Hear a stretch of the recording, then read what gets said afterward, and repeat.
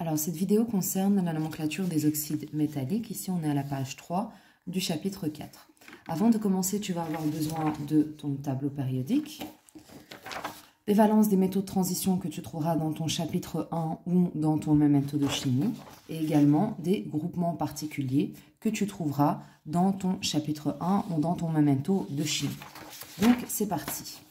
La règle, elle te dit quoi? Elle te dit que pour nommer un oxyde métallique, tu commences par oxyde, ensuite ensuite nom du métal. Donc, on va d'abord nommer les oxydes métalliques avant de déterminer leur formule moléculaire. Donc ici, on va tout simplement suivre la règle. Ici, on te dit quoi? On te dit qu'il faut commencer par oxyde, oxyde 2, et puis le nom du métal. Donc, il faut savoir une chose, c'est que la chimie, elle se lit de droite à gauche. Donc, on commence toujours par lire ce qu'il y a à droite et puis on va à gauche.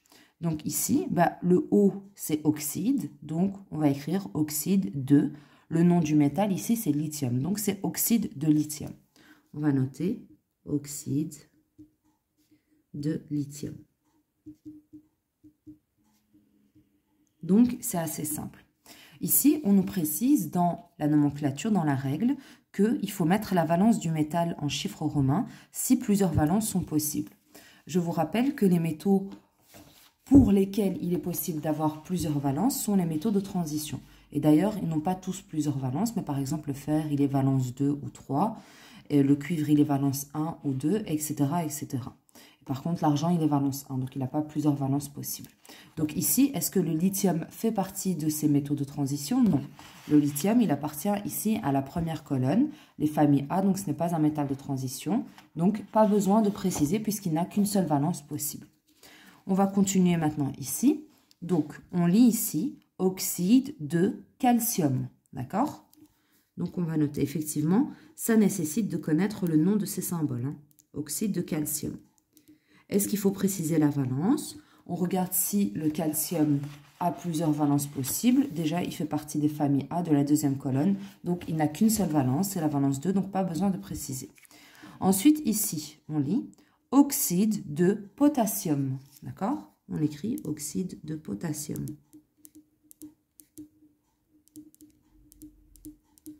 Donc, c'est assez simple, hein. Et donc, on regarde, est-ce que le potassium est un métal de transition? Le potassium, ici, il fait partie de la première colonne des familles A, donc pas besoin de préciser sa valence puisqu'il n'en a qu'une seule.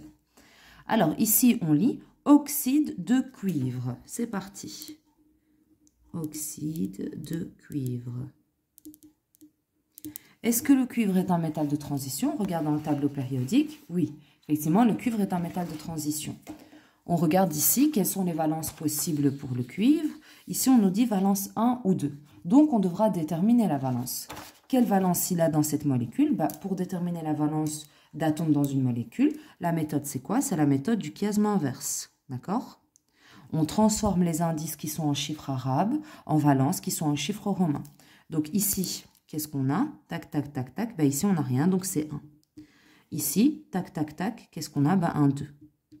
On vérifie grâce à l'autre atome si les valences sont bonnes. Est-ce que l'oxygène, c'est bien valence 2? Et effectivement, l'oxygène, c'est bien valence 2. Donc, si 1 a la bonne valence, ça veut dire que toutes les valences ici sont correctes. Ça veut dire que le cuivre est bien valence 1. Donc, on peut mettre entre parenthèses 1 en chiffre romain. On va passer maintenant à comment déterminer la formule moléculaire à partir du nom. Ok? Donc, ça, c'est aussi très simple.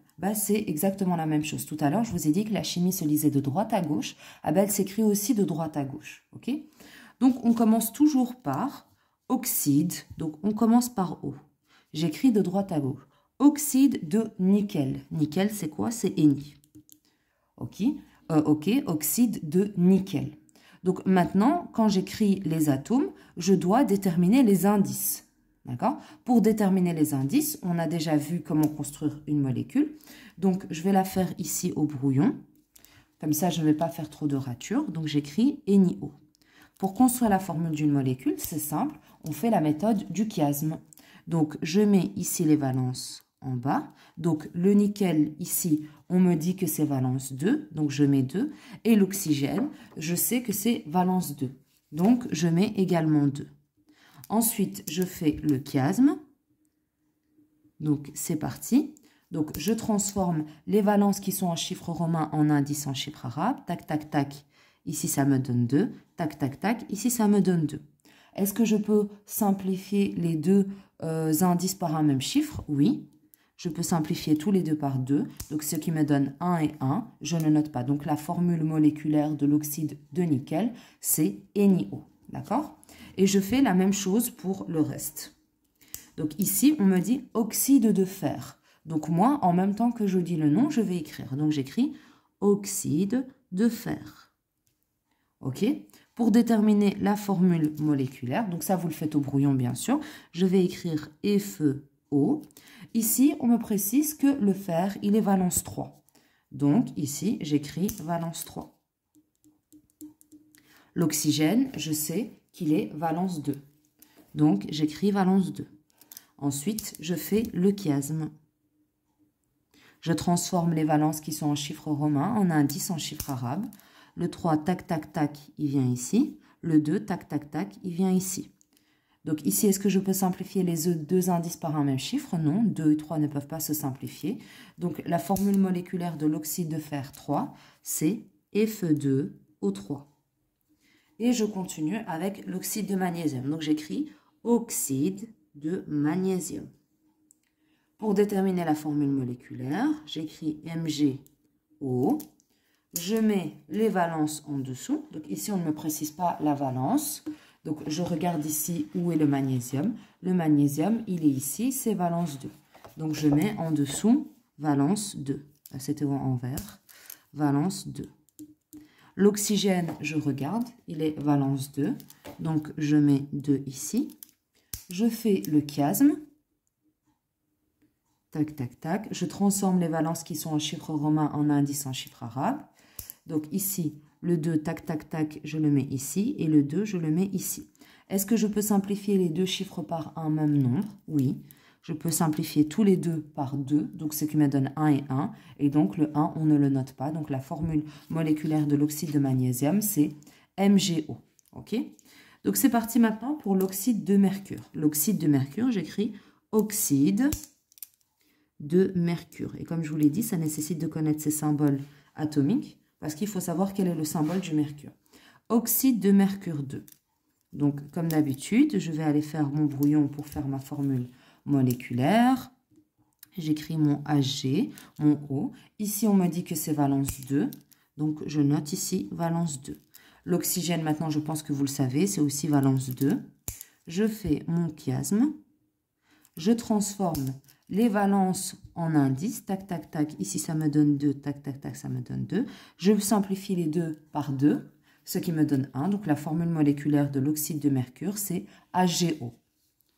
Et donc voilà, c'est fini. Donc vous voyez que la nomenclature des oxydes métalliques, elle est très simple. Ok. Et comment est-ce qu'on reconnaît un oxyde métallique? Eh bien tout simplement, il a comme formule générale MO. Ça veut dire qu'il est toujours composé d'un métal et d'un oxygène. Donc pour toutes les molécules qui sont composées d'un métal et d'un oxygène, vous pouvez appliquer cette règle.